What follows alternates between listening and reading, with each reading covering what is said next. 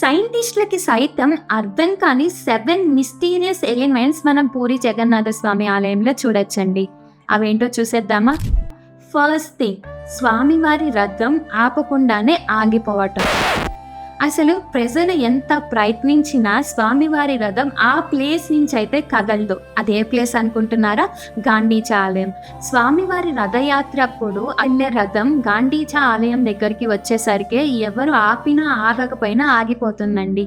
అదెందుకో తెలుసుకోవాలి అనుకుంటే మా ఛానల్లో ఫుల్ వీడియో ఉంటుంది, వెళ్ళి చూసేసేయండి.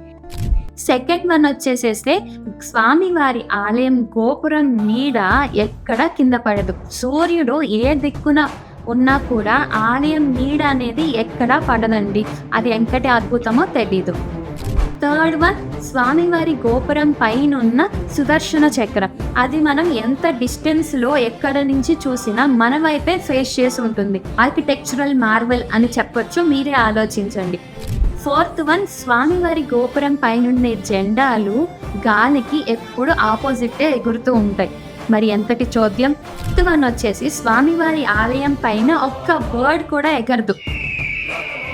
దానికి ఇప్పటి వరకు సైంటిస్టులు ఆన్సర్స్ ఇవ్వలేకపోయారు. సిక్స్త్ వన్, స్వామివారి ఆలయంలోకి ప్రవేశిస్తే బయటున్న సముద్ర అలల సవ్వడి లోపలికి ఇంత ఇంచు కూడా వినిపించదండి. అదే గడప దాటి బయటికి వస్తే పెద్ద సౌండ్ లాగా వినిపిస్తూ ఉంటుంది.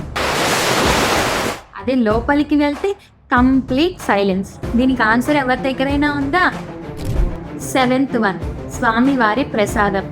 హా అనిపించేలాగా ఉండే ఈ ప్రసాదం ఎంత గుమగుమలాడుతూ ఎంత టేస్టీగా ఉంటుందంటే ప్రపంచంలోనే ఇంత టేస్టీ అయిన ఫుడ్ ఎక్కడా దొరకదంటే నమ్మండి.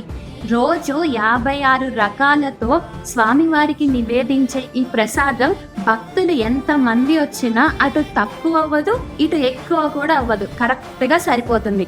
మరి స్వామివారి లీలలు ఇంతే ఉంటాయి కదా. జై జగన్నాథ.